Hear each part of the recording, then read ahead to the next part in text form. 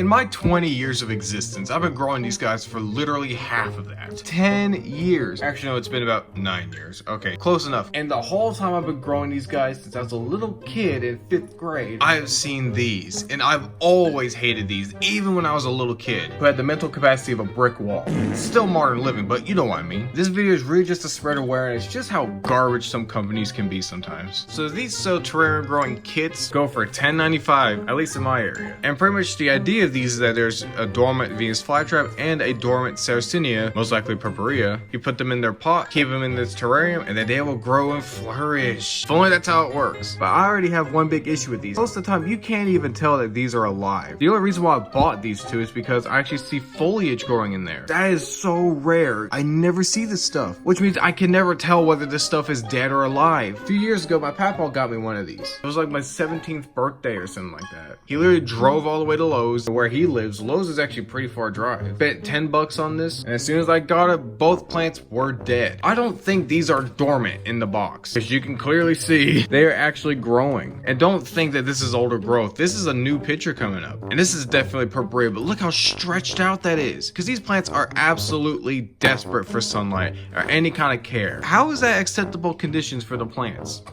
Oh God, who knows how long these guys have been in here. So what comes in here is this little baggie of sphagnum moss. The plants, at least I know that both are still alive. Think of peat moss, a pot, and instruction. Oh boy, I can't wait to read these instructions. Fill pot with the large package of peat soil mixture, leaving enough space for watering approximately a 1/4 inch from the top edge of the pot. Soak sphagnum moss in bottled, distilled, or rainwater. Technically, you can't use bottled water. I know this has come from someone that uses tap water on their plants. But bottled water is actually not good for the plants, because like bottled water does not necessarily mean filtered, because there can actually be minerals in there, so the water can taste better. Those minerals can jack up the soil a bit, and guess what? Your plant's dead. Place wet sphagnum moss on top of soil mixture, which I don't really understand why. Alright, I have no room to talk. I've actually done that. I'd rather use sphagnum moss at the bottom, so it could be easier to wick up from the bottom. Also, peat doesn't really like fall out of the bottom. Sit pot in saucer water and filtered sunlight. Filtered sunlight? Dormant plants should show new growth in 4 to 8 weeks. Well, it looks like to me they're actually showing new growth right now. God, that is horrible. Just...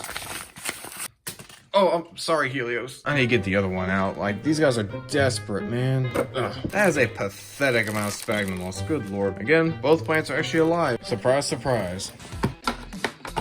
Yes, I know, all 4 pots are different. And yes, I know one's square, because I know it pissed off all you OCD people. Ugh, that is bone dry. How is this plant still alive? Oh, great. I think the growing point's dying on it. Look how sad these look. These are not dormant. There's hardly any roots on these. Oh yeah, and the roots are dead. Of course, can't think of a bigger waste of money than this. And yes, I'm putting them in individual pots. These pots are too small just to fit both of them in there. This is the one I'm excited for. Again, pretty much no roots at all.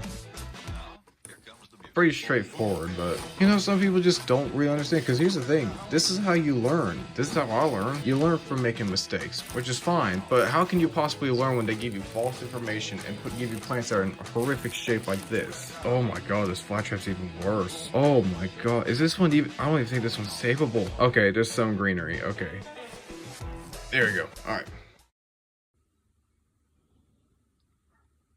You know what? Here it is, and yes, I'm keeping them in the sunroom for right now. Before y'all comment down, oh, you always hated growing these guys indoors. How come you're growing them indoors right now?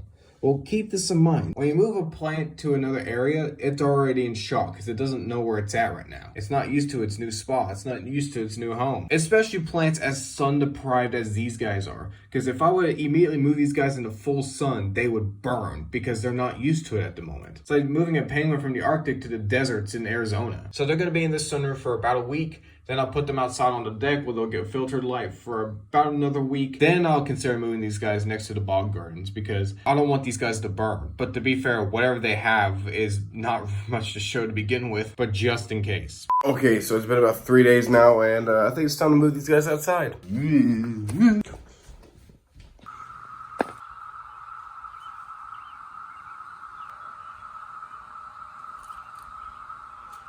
Few inches later. Okay, it's been about a month now, and these plants are actually recovering quite nicely. Purpurea just gave me its first picture. It's tiny, but it's a picture, and that's all that matters. And look at the fly traps. Both of them made it, and they're actually growing. Again, they're tiny, but they made it. And this other one, I have no idea what it is. It's definitely not a purpurea, but it's actually giving me something. So yeah, the plants are actually doing well now, or at least they're starting to do well. So yeah.